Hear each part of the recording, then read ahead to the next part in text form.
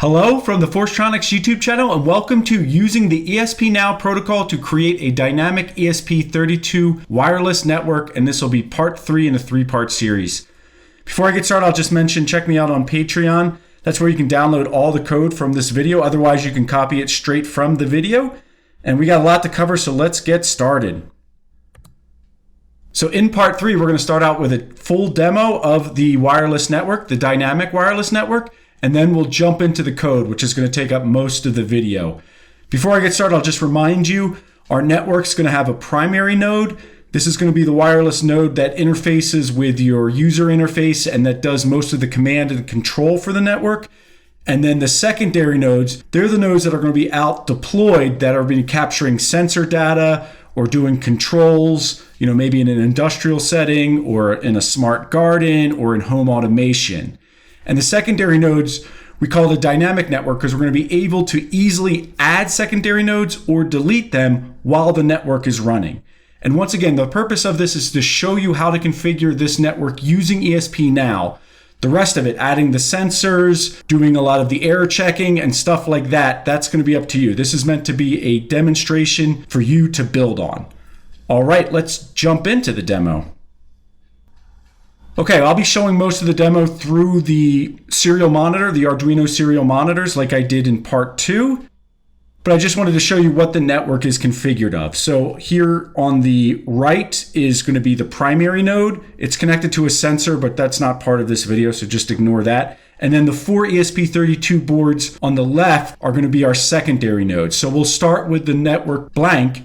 We'll add the nodes, we'll see the data, and then maybe we'll delete a couple and add them back. What I have set up here is just to kind of simulate real data. We're going to be, each node is going to return a voltage measurement from an ADC pin and a logic state measurement from one of its, GPIO pins. So you're going to see a float variable for voltage, and you're going to see just a simple byte variable for high or low.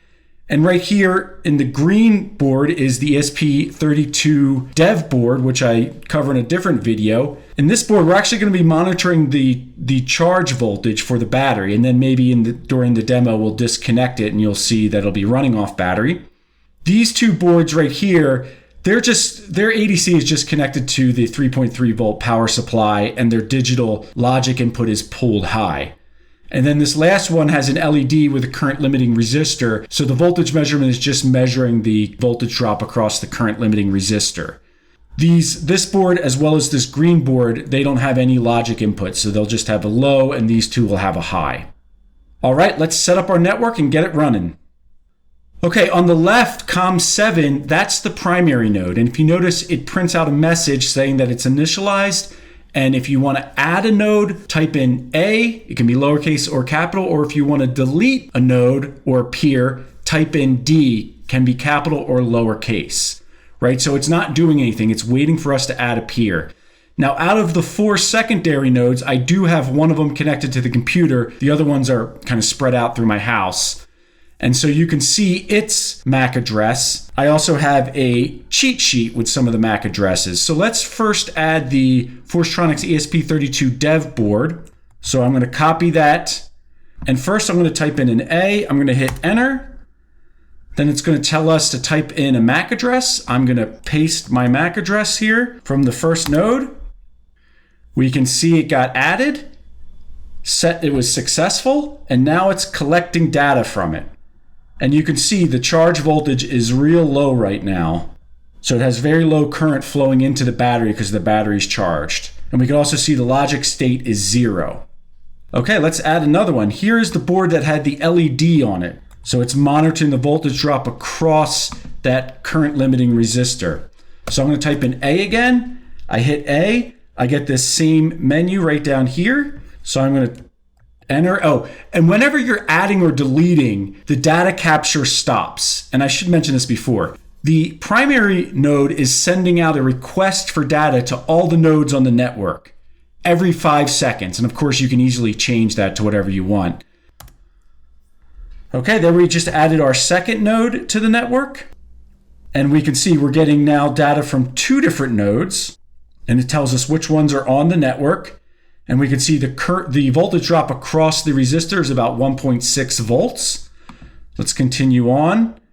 Here's one of just the generic boards that just has its power supply voltage connected. I'm going to press A for add. We get the same message. I'm going to put in the MAC address. And now we have our third secondary node on the network. And there we go. Now we're collecting data from 3. The new one just is returning 3.3 volts along with a logic high. And then we're going to add our last one, which is going to be very similar to the third node. So I'm going to press A. I'm going to put a capital A this time. We get our same message. I'm not going to show it, but we'll type in the MAC address. And there we go. We got 4 nodes on the network collecting data. Now, as I mentioned, the one of them is battery powered, the one that has the very low voltage reading. I'm going to unplug it from the charger and we'll see its voltage drop to 0. So I shut off auto scroll, so the serial terminal is no longer scrolling. We can see the voltage here drop to 0.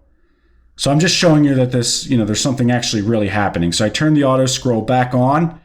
And I should show you over here, forgot to show you this. Here we have node 3. So we're looking at the serial terminal for the secondary node number 3.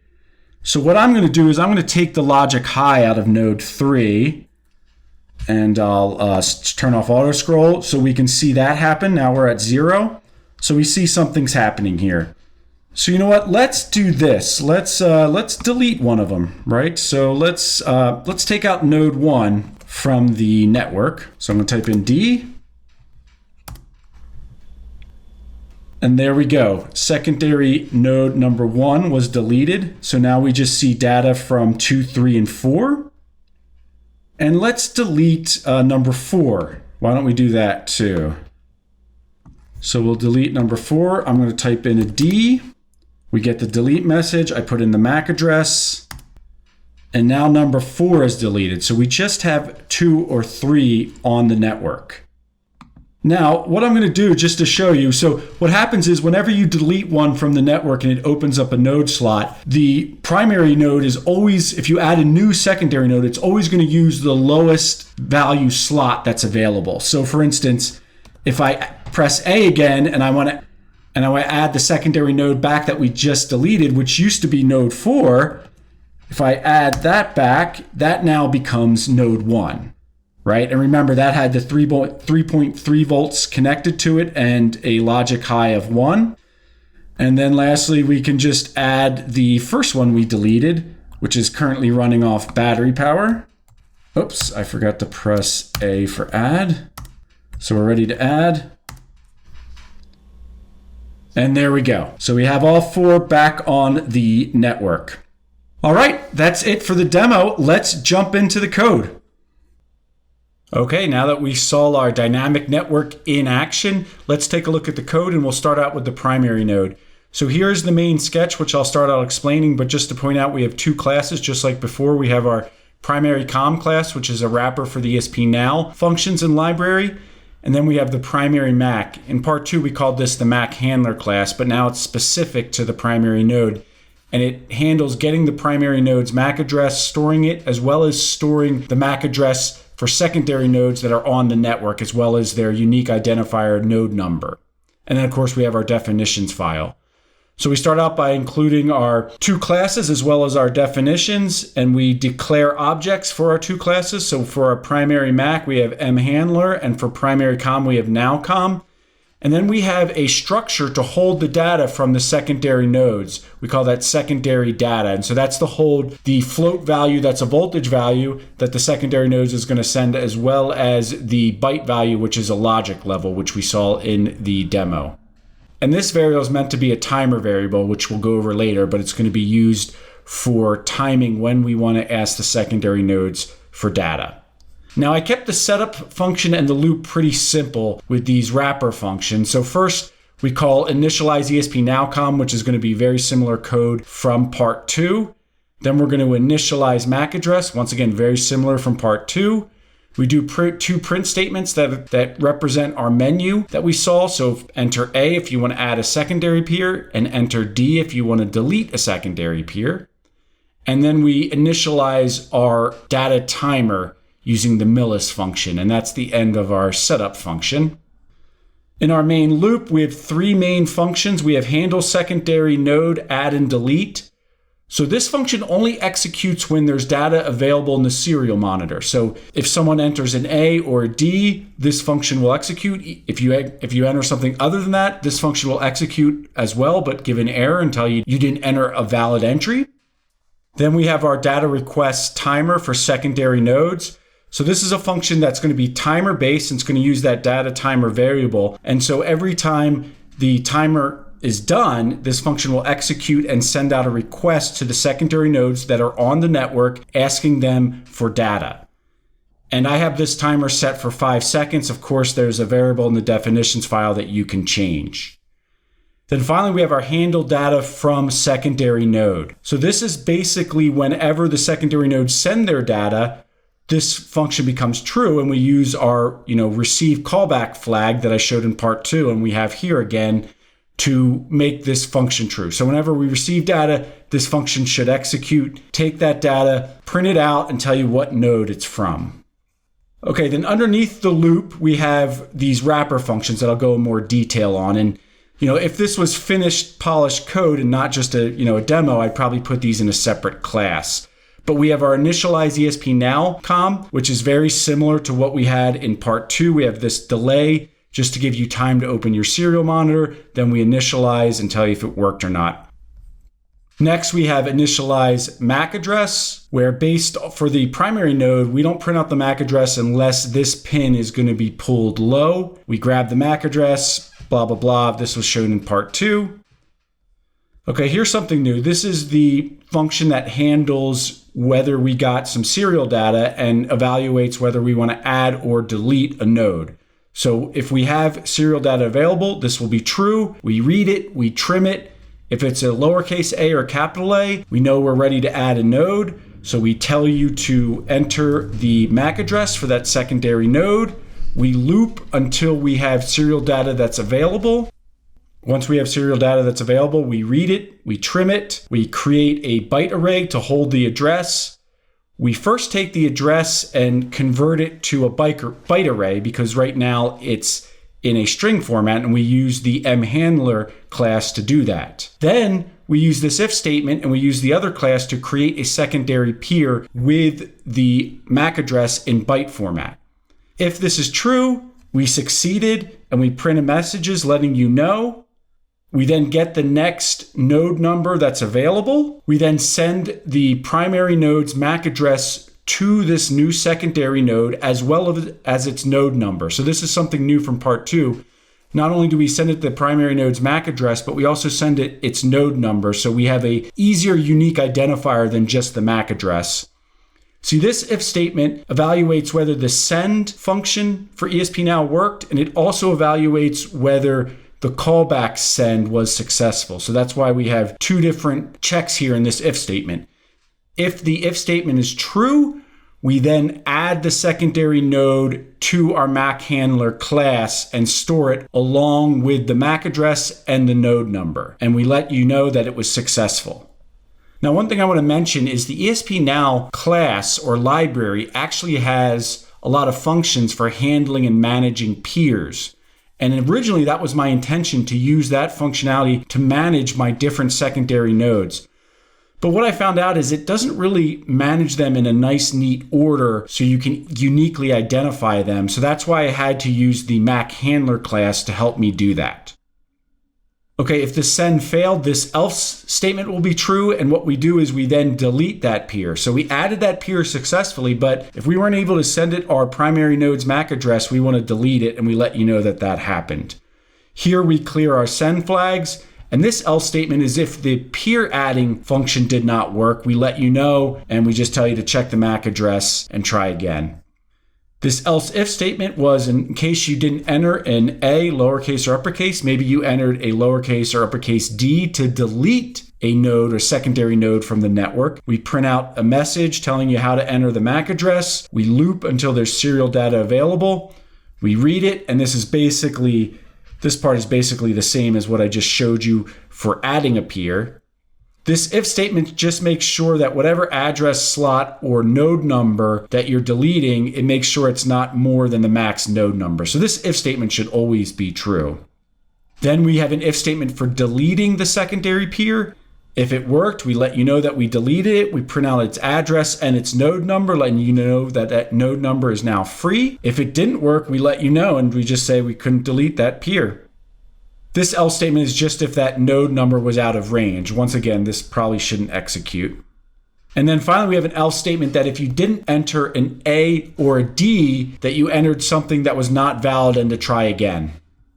And then finally, at the end of this function, notice that I reset the data timer. That's because if we added a peer and we're sending our MAC address and stuff, we don't automatically want this timer to end and then we quickly request that. It can cause some communication collision. So I always reset the timer after we're done the add or delete function.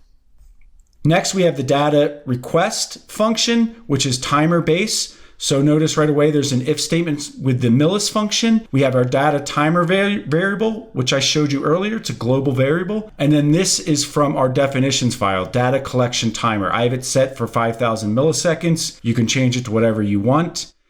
The other thing I have here is an end statement with get peer number. So if peer number is not true, meaning it's 0, then we don't want to execute this function because we don't have any secondary nodes on the network. So this is only true if we have peers on the network. We then print out letting you know what we're going to do. We then do a loop through all the 20 possible secondary nodes that could be on the network. Because remember, if we delete some, there could be gaps in the numbers. So we want to make sure we go through all of them. And then this if statement makes sure that they're online. So it uses the node number. It's using J from the for loop, turns that into a node number, goes through them. If this is true, then that peer must be on the network or that node. And then we create, a byte array for the address. We get the address. We then have this if statement for sending the data, and it's a data request. This is from the definitions file. And then, of course, we do the same thing that when we send the primary's MAC address, we have two things we want to check to make sure the send was successful. The ESP-Now send function, as well as the send callback function.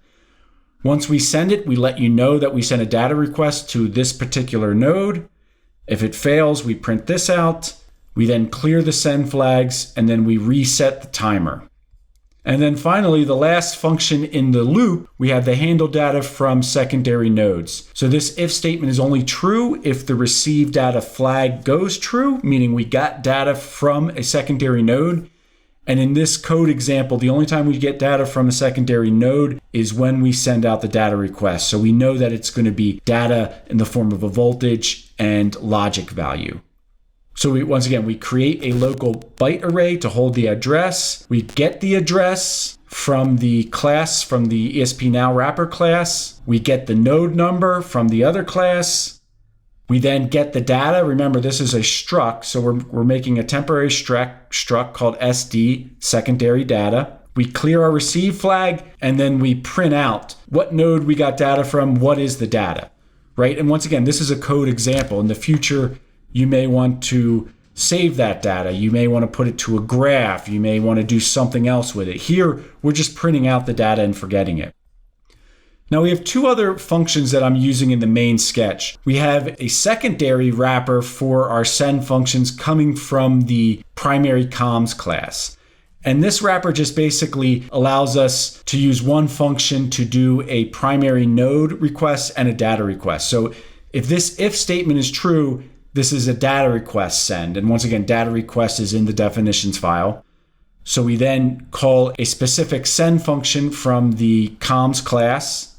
And then if it's sending the primary MAC address, we create a byte array to hold the MAC address. We get the MAC address from the MAC address class, and then we send it. And each time we have a Boolean variable to see if the send work. And we also have this function, which is a second flag in our callback where we're going to wait to make sure the send is complete before we finish, because we can cause collisions if we don't. And we'll see where that flag is when we look at that class.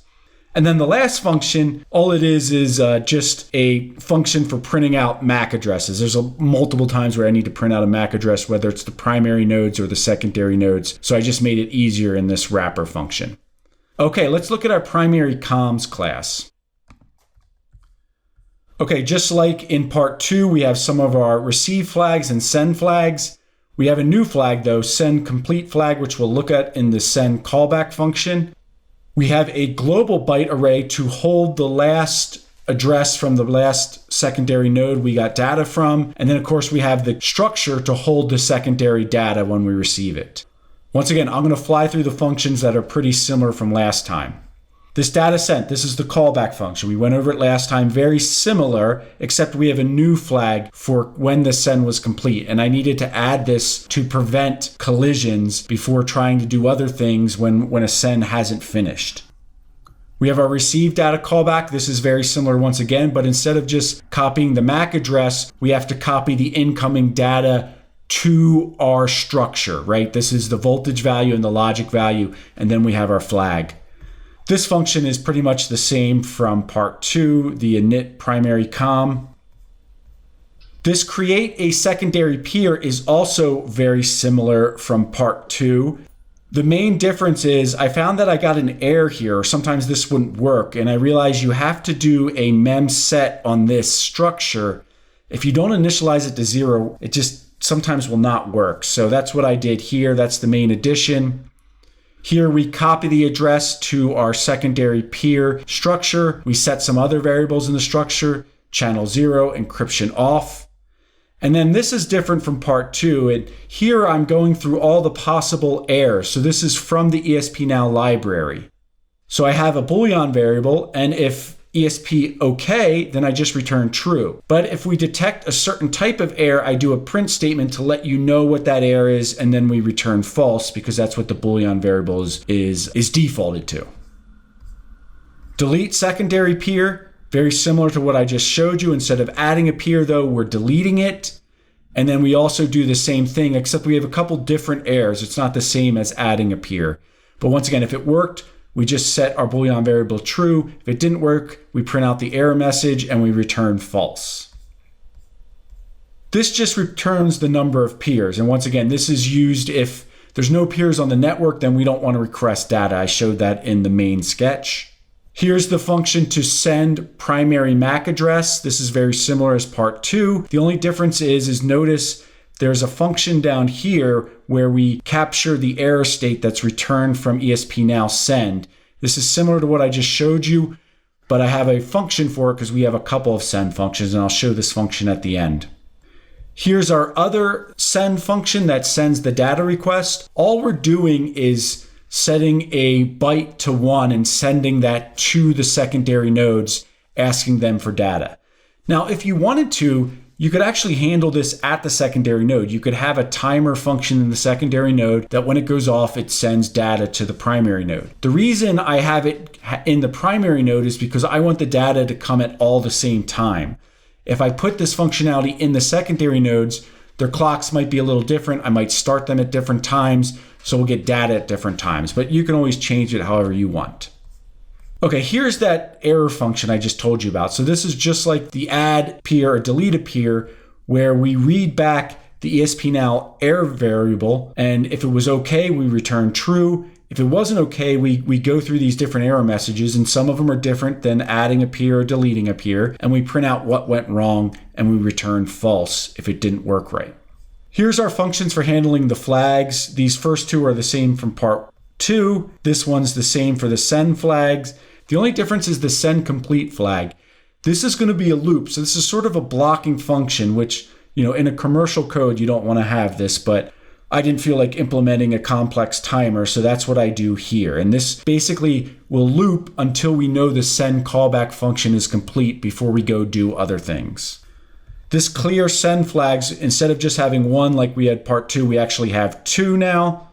This function just returns the latest secondary data, once again in the form of a structure for the voltage and logic level. This function is just going to return the latest secondary node's address that we got data from. Okay, let's look at the primary MAC class. This first function is just initiating the get MAC, and this is the same from part 2. This just returns my MAC address, which is in this case is going to be the primary node's MAC address. Here's where we start to get some of the secondary MAC addresses. So this is basically, enter a byte array as a pointer, which an array is a pointer, and then the array position, which is related to the node number, and it'll just return or give you that address to that pointer array. Get entered MAC byte array basically turns a string MAC address to a byte array MAC address. This function allows you to store a MAC address that's in a string format. And then it gives you, and then another argument for the input is the array position, right? So we have a lot of functions in this class that's for handling the MAC addresses and the node numbers for the secondary nodes. Then we have a function to delete secondary MAC based on the string that was entered and the byte array, so we can get the MAC address that we're deleting. And some of these functions may sound similar. That's because some of these functions are calling functions that I already went over. So some of these functions are used in conjunction with each other. This function gives us the next secondary node number. So when we're adding a peer, we want to get its node number, but we don't want to add it to our array yet in case the add peer fails. So first we get its node number, and that's what this function does. Here's delete address of secondary array. Once again, this is used in one of the earlier functions. This converts a secondary address to a node number. So when we receive data from a secondary node, we just get its address. And so here we can use this to quickly get what its node number is, right? I didn't want to just have addresses as the unique identifier, right? You might have secondary nodes deployed in your house as, sort of a smart home type thing. Well, you might want to have a screen on that node, whatever that design is, showing what its node number is so you know which node is which, and you might not just want to go off its MAC address.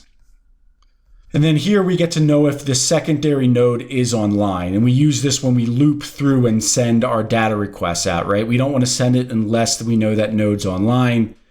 This function right here, convert MAC string to MAC address, this was shown in part 2. And then, of course, here's the header file for our primary MAC class. I didn't show the header file for the primary COM. Here's that header file. Here's where I declare the structure for holding the secondary data. And then here's our definitions file. Okay, now let's review the code for the secondary node. And I'm going to fly through the parts that are pretty much similar to the primary node.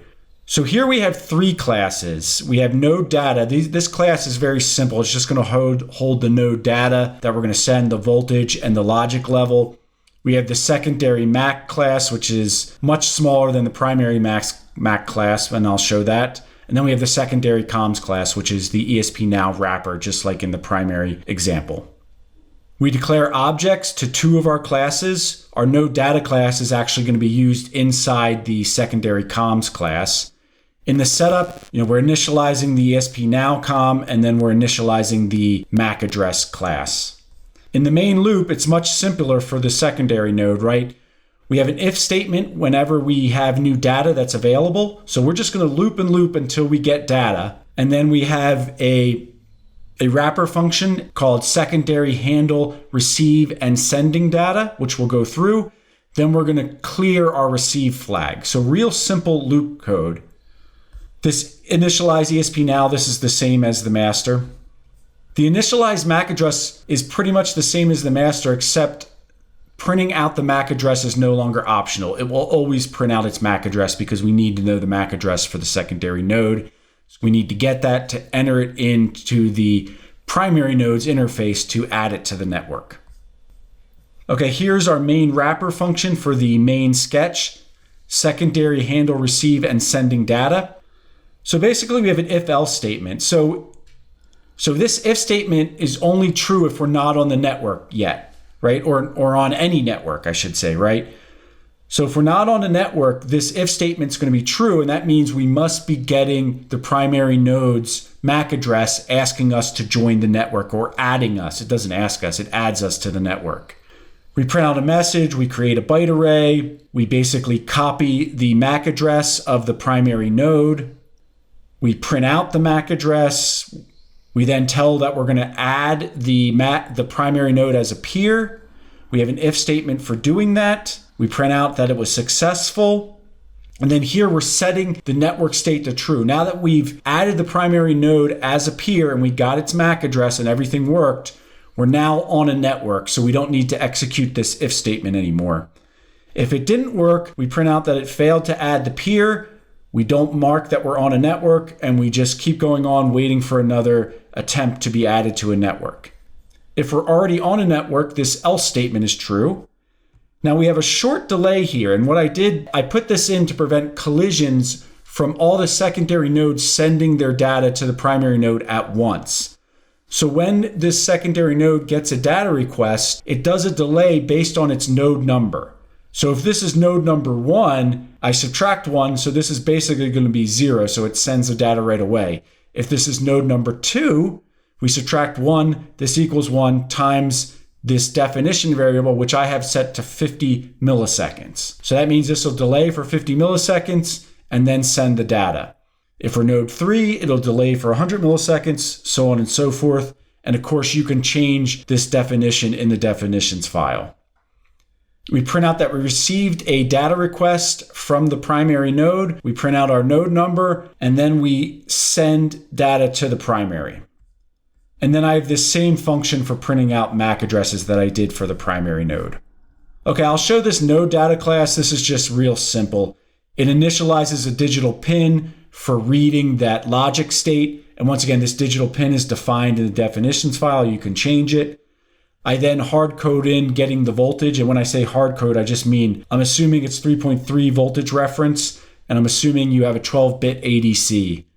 And then here is the digital read for getting the logic state. Here's the header file for the node data class. Once again, real simple. Here's the secondary MAC class. A lot of this is very similar to the master. Here we initialize the MAC class. Once again, the same as the primary. Here's the get MAC function, which is the same as the primary. And here's the convert string to MAC address, which I reviewed in part 2. So you can see the secondary MAC class is very simple because we're just worried about handling one MAC address, and it's the secondary node's MAC address. Here's the .h file for that class. Here's the secondary comms class. So we have our receive and send flags. We have a new flag, which is in network, meaning are we on a network yet or not? We have that same structure that we saw in the primary node, which is basically a secondary data which holds the voltage and logic value. We have another structure which is for holding the primary data, because now we're sending not only the primary's MAC address, but we're also sending what node number that the secondary node is going to be. So that's what that structure is going to hold. And then we call the node data class in this class. And so here is the object for node data. This is the callback function for data received. If we're in network, we want to copy the MAC address, right? So if this in network is false, that means we're not on a network yet, and we want to grab the primary's data, which is not only its MAC address, but what node number we're going to be. But once we're on a network, this if statement won't execute, and all we care about is the flag. And when we're on a network and the flag is true, that means we must have got a data request. This is the same from part 2. This is the data sent callback. This init secondary comms is the same as the primary. Here we are creating a primary peer. This is basically the same that we saw in part 2. Here's a function for getting the primary's MAC address. Here's our only send function that we're using as a wrapper for the ESP-Now send function, where we're going to use it to send our fake sensor data, our voltage reading, and our digital state. We save that in our structure. We then send that structure. And I didn't put the same error readings for the secondary node. If you want to add that, you can. If it didn't work, we get a false. If it did work, we get a true. Here's a function that returns our node number. Here's our flag reset functions and clear functions and, getting the flag. Here's our get network state to know if we're on a network. Remember, we only get 2 types of data as a secondary node. Either we're not on a network yet, so we get add network information, or we get a data request. And then here's the set function for that network state. So that's only used once. We're either not on a network or we're on a network. Here's the .h file for the secondary COM. Notice we have the two structures that I talked about. And then we have our function definitions. Here's our definition file for the secondary node. And that's it for the code. Let me show you some stuff you might want to add to the code in the future if you want to further develop it. So once again, this example took me a lot of effort to put into it. I think it's a great starting point to create a dynamic network using the ESP-Now protocol. It clearly demonstrates how to use various things from the ESP-Now protocol. But if you wanted to develop this code further into something more of a commercial project, you need to add more comprehensive error checking and handling. For instance, I don't have any code in here to detect if a secondary node is not responding to data requests. So for instance, maybe if a secondary node doesn't respond after 2, 3, 4 data requests, maybe we kick it off the network. Or maybe we alert the user of the network that, hey, something's wrong with this secondary node. I don't save anything. So once you turn the primary node off, it forgets all the secondary nodes that were on the network. You can use a library like the EEPROM Arduino library if you wanted to save network information or even data information to non-volatile memory. It might be useful to have timestamps for your data so you know when it came in, if you wanted to plot it, or if you wanted to do a trend chart, if you wanted to look at the data over time. If any of your nodes are battery powered, you might want to include sleep modes for the ESP32 to help conserve battery power. Okay, that's it for part 3 and for the whole series of using the ESP-Now protocol to create a dynamic ESP32 wireless network. I'm sorry part 3 was so long, but we had a lot of code to review. I hope you enjoyed it. If you have anything to add or any questions, please use the comment section. And if you want to download the code, check me out on Patreon. Thank you for watching.